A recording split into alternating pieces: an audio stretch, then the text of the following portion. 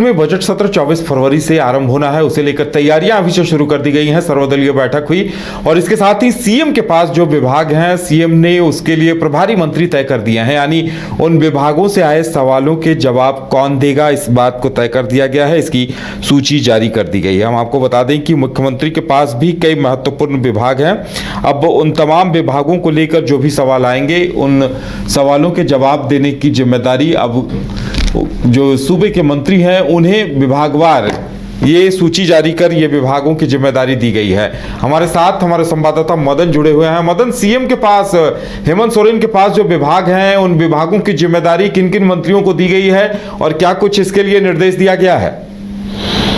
बिल्कुल, देखिए, विधानसभा के बजट सत्र को लेकर के तैयारियां लगभग पूरी है और इसी क्रम में मुख्यमंत्री के जो पास जो विभाग है उससे संबंधित सवालों के जवाब के लिए 5 मंत्रियों को इसकी जिम्मेदारी सौंपी गई है, जिसको लेकर के मंत्रिमंडल निगरानी विभाग ने एवं समन्वय विभाग ने अधिसूचना पहले ही जारी कर दिया है, जिसमें कि 5 मंत्रियों के जो नाम हैं वो दीपक बिरुवा, चमरा लिंडा, सुदीप सोनू, रामदास सोरेन और योगेंद्र प्रसाद।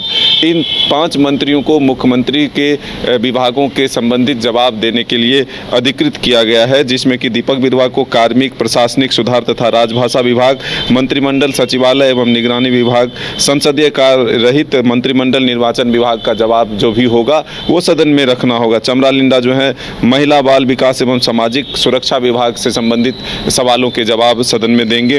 रामदास सोरेन विधि विभाग, सूचना एवं जनसंपर्क विभाग, सूचना प्रौद्योगिकी एवं ई गवर्नेंस विभाग से संबंधित सवालों के जवाब देंगे। योगेंद्र प्रसाद गृह, कारा एवं आपदा प्रबंधन विभाग, ऊर्जा विभाग, खान एवं भूतत्व विभाग से संबंधित सवालों के जवाब देंगे। वहीं सुदीप कुमार सोनू पथ निर्माण विभाग, भवन निर्माण विभाग, वन पर्यावरण एवं जलवायु परिवर्तन विभाग से संबंधित सवालों के जवाब देंगे। तो ऐसे में हम कह सकते हैं कि 24 फरवरी से विधानसभा का बजट सत्र जो है वो शुरू हो रहा है, जिसको लेकर के सत्ता पक्ष और विपक्ष जो है अपनी ओर से तैयारियां कर रही है। सरकार जहां विपक्ष के सवालों के जवाब को लेकर के पूरी तैयारी में है, वहीं सत्ता पक्ष को घेरने के लिए विपक्ष भी अपनी पूरी रणनीति बना रही है कि आखिर कौन कौन विषय पर सरकार को घेरा जा सकता है।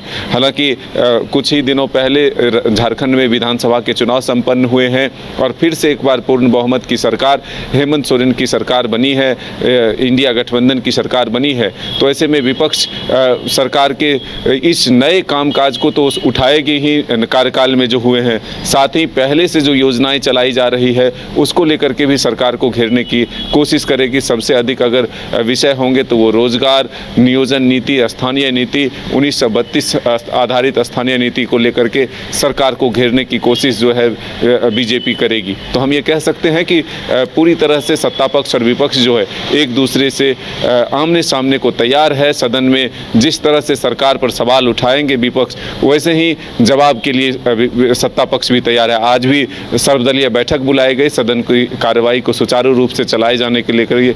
एक तरह से कहे तो सभी दलों के विधायक दल के नेता को बैठक में शामिल होने के लिए बुलाया गया था। बिल्कुल, तो देखने वाली बात ये होगी कि अब पक्ष और विपक्ष कितनी तैयारी कर सत्र के दौरान सदन में दिखाई देते हैं, क्योंकि विपक्ष के पास कई मुद्दे हैं और सरकार इस बात को समझ रही है। मदन, लगता है विपक्ष घेरने को तैयार है, क्योंकि विपक्ष इंतजार ही कर रहा है कि कब सदन में मौका मिलेगा। कई ऐसे मुद्दे हैं, मैया सम्मान से लेकर युवाओं को रोजगार से लेकर और भी कई ऐसे मुद्दे हैं। तो ऐसे में लगता है इसी की एक कवायद है कि सीएम की तरफ से उन विभागों की जिम्मेदारी मंत्रियों को दे दी गई है पहले ही, ताकि वो उनके जवाब के लिए तैयार रहें। कि जो संभावित सवाल हैं वो सरकार भी जानती है कि आखिर विपक्ष किन मुद्दों को सदन में ला सकती है। तो ऐसे में पहले से सत्ता पक्ष की तरफ से भी उन सवालों के जवाब ढूंढने की कोशिश शुरू कर दी गई है।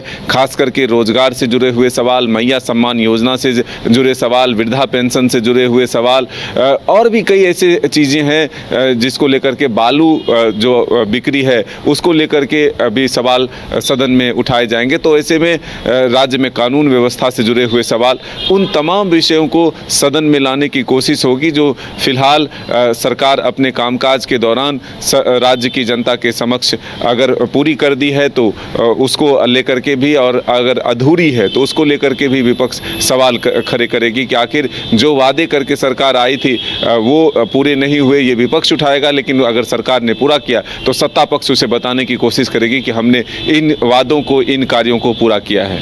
चलिए मदन, हमारे साथ जुड़ने के लिए, तमाम जानकारी देने के लिए आपका बहुत बहुत धन्यवाद। तो सोमवार से यानी 24 तारीख से सदन के बजट सत्र की शुरुआत होगी। अब देखने वाली बात यह होगी कि विपक्ष के तेवर क्या रहते हैं और सत्ता पक्ष किस तरह से जवाब रखता है।